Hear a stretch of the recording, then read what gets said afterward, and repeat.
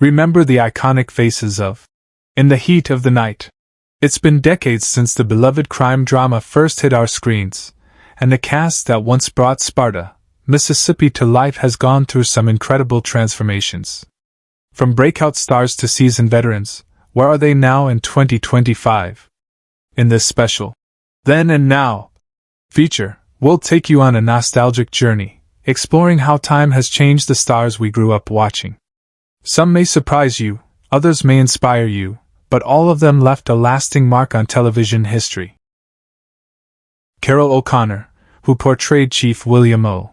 Bill Gillespie in the Heat of the Night, was 64 years old in 1988 when he brought depth and moral complexity to the character of a Southern lawman torn between tradition and justice. O'Connor's commanding yet evolving portrayal became iconic, though his personal life was marked by heartbreak. He married Nancy Fields in 1951, and they had one adopted son, Hugh O'Connor. Though they shared decades together, the couple faced immense strain due to their son's battle with addiction, which ultimately led to Hugh's suicide, a tragedy that devastated O'Connor and left a lasting scar. Professionally, after In the Heat of the Night, roles dwindled, and he struggled with depression and weight issues. Among his many heartbreaks were a series of lawsuits and public disputes related to his son's death, making his final years turbulent. He was known to isolate himself in his Brentwood home, battling health issues including diabetes and heart problems. Carroll O'Connor died on June 21, 2001, at the age of 76 due to complications from diabetes. At the time of his death, his estate was valued at approximately $20 million, though he reportedly gave much of it away to addiction awareness programs and legal aid foundations in memory of his son. Alan Autry, who portrayed Captain V.L. Bubba Skinner in the Heat of the Night, was 36 years old in 1988 when he stepped into the role of the loyal, tough, yet surprisingly tender Southern officer. His portrayal became a fan favorite, yet life after the show was far less steady. Autry married Kimberly Green in 1994, and the couple had 3 children, Lauren, Austin, and Grace. But the marriage has been described as rocky, especially after Autry entered politics and later the ministry, pulling him away from his family for long stretches. After In the Heat of the Night, Autry's acting career stalled, leading to financial instability, and even bankruptcy in the early 2000s. He pivoted to become mayor of Fresno, but the pressures of political life added to his already troubled marriage. His children reportedly became estranged in adulthood due to his strict, often emotionally distant parenting. Though he remains active in local community work, his later years have been marked by loneliness and reflection. At 72, he lives modestly in a small California town, with an estimated net worth of around $500,000, much of which comes from speaking engagements and rerun royalties.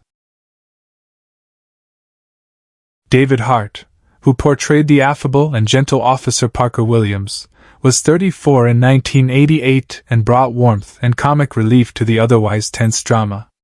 Off-screen, however, Hart's life was far from easy.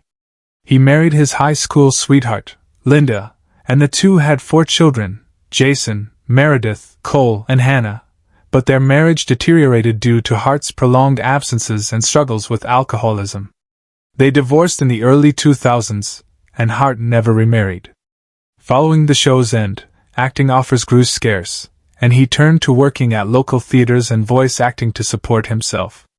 Financial difficulties mounted, and he lost his home in Alabama during the 2008 recession. In recent years, Hart has lived alone, reportedly surviving on residuals and disability benefits due to chronic back issues. His relationship with his children is strained, with only one, his youngest daughter Hannah, staying in touch. At 71, Hart lives in a modest apartment in rural Mississippi, with an estimated net worth of just under $100,000. Hugh O'Connor, who played Sergeant Lonnie Jameson, was only 25 when he joined the cast, and his youthful charm brought a refreshing vulnerability to the police department's ranks. Tragically, his real life mirrored none of the promise his roles suggested. Adopted by Carroll O'Connor, Hugh struggled with drug addiction from his teenage years. He married Angela Clayton in 1992, and they had a son, Sean, but the addiction persisted, creating immense tension in the marriage. Though he attempted rehabilitation multiple times, relapse followed him. In March 1995, just days before his 33rd birthday, Hugh died by suicide after a devastating relapse. The loss shattered his family, especially his father, who publicly blamed Hugh's drug dealer and launched a campaign for legal reform. Hugh left behind minimal assets. His estate was estimated at less than $50,000, having spent much of his brief adulthood in and out of rehab and hospitals. Despite the tragedy, those who knew him recalled a kind soul overshadowed by inner demons he could never fully escape. Howard E. Rollins Jr., who played the principled and brilliant chief of detectives Virgil Tibbs, was 37 in 1988 and gave a standout performance that tackled themes of race, justice, and intellect. Behind the scenes, Rollins' life was fraught with personal battles. A closeted gay man in an era of intolerance, he struggled with identity, leading to severe substance abuse and multiple legal troubles, including arrests for DUI and cocaine possession. His career faltered quickly after leaving in the heat of the night under a cloud of controversy, and he was never able to reclaim his former success. Rollins never married and had no children, living a life marked by secrecy and loneliness. Diagnosed with AIDS in the mid-90s, his health deteriorated rapidly, and he died of lymphoma-related complications on December 8, 1996, at just 46. At the time of his death, he was living in a small New York apartment with a net worth of roughly $20,000. Though largely forgotten by Hollywood, fans of the show remember him as a trailblazer whose potential was tragically cut short by personal turmoil and societal prejudice. Anne-Marie Johnson, who portrayed Althea Tibbs in the Heat of the Night, was 28 years old in 1988 when she stepped into the role of the intelligent and supportive wife of Virgil Tibbs. Althea, a schoolteacher, was known for her grace under pressure and emotional strength, often providing a moral compass in the midst of small-town tensions. Though Johnson's performance was widely praised, her career faltered after the show ended, with only sporadic guest roles and voice work in lesser-known productions. In her personal life, she married stage actor Leonard Cross in 1992, a union that quickly deteriorated under the weight of financial strain and mutual infidelity. They divorced in 1998 after having one daughter, Simone, who became estranged from her mother in adulthood. Johnson never remarried, and her attempts at rebuilding her career were hampered by ageism in Hollywood. She suffered from chronic depression and struggled with alcohol dependency throughout the 2000s. In 2015, she filed for bankruptcy, citing debts over $300,000 and no stable income. Now 64 years old, she lives alone in a modest apartment in Pasadena, relying on residuals and occasional fan conventions to make ends meet. Her estimated net worth is under $50,000, a stark contrast to the promise of her early career. Jeffrey Thorne, who played Sergeant Wilson Sweet in the Heat of the Night, was 28 years old in 1988 when he brought life to the calm and collected police officer known for his quiet dignity and unflinching sense of justice. Thorne's portrayal was especially poignant as one of the few black officers in the force, making him a trailblazing figure on television. However, after the show ended, his acting opportunities became scarce. He turned to screenwriting but struggled to find consistent work in a competitive industry. Thorne married high school sweetheart Marla Jennings in 1991, and the couple had twin sons, Dorian and Isaiah. The marriage collapsed in 2003 amid financial instability and accusations of emotional neglect. After the divorce, his sons lived with Marla and eventually became estranged from their father.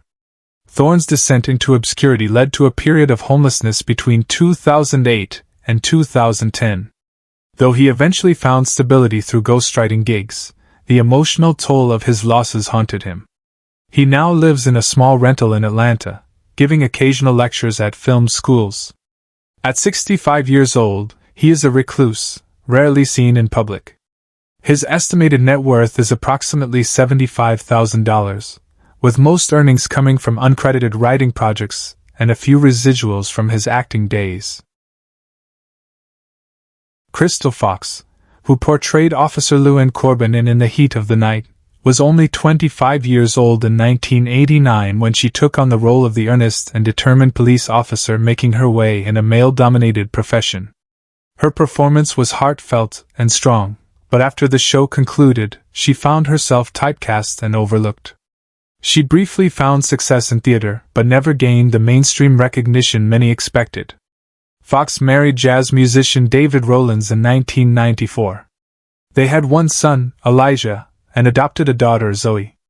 However, David's struggles with substance abuse created a toxic home life. The marriage ended in 2001 after multiple attempts at reconciliation. In 2005, tragedy struck when her son Elijah died in a car accident, sending Fox into a spiral of grief that lasted years. She suffered a nervous breakdown in 2006 and withdrew from the public eye. Though she returned for a few roles in the late 2010s, including in streaming dramas, the pain of her personal losses was always just beneath the surface. At 61 years old, she lives quietly in Savannah, Georgia, far from Hollywood. Her net worth is estimated at $100,000, much of it from late career work. She remains an advocate for mental health awareness, though she rarely gives interviews or appears at events. Randall Franks, who portrayed Officer Randy Gooden in the Heat of the Night, was 28 when he joined the cast in 1989. Known for his Southern charm and musical background, Franks brought warmth to the role of the earnest young officer navigating crime and morality in Sparta, Mississippi. Despite a promising start, Franks' career was derailed by an accident in 1995 that left him with partial hearing loss, forcing him to abandon most performance work. He married aspiring country singer Jolene Dyer in 1996, but their relationship fell apart within 3 years amid allegations of domestic disputes and mounting debt. The couple had no children. Franks tried to reignite his career through gospel music but found limited success. In 2001, he was arrested during a domestic altercation with a live-in partner, which tarnished his reputation and led to further isolation. After the passing of his mother in 2003, with whom he was very close, Franks retreated into a solitary life. At 64, he lives in a small cabin in rural Tennessee, surviving off disability benefits and modest royalties from past performances. His estimated net worth is under $25,000. Once beloved by fans, he is now largely forgotten, his life shaped more by tragedy than the fame he once tasted. Carl Weathers, who portrayed Chief Hampton Forbes in the Heat of the Night from 1993 onward, was 45 years old when he took over as the commanding presence at the heart of the series.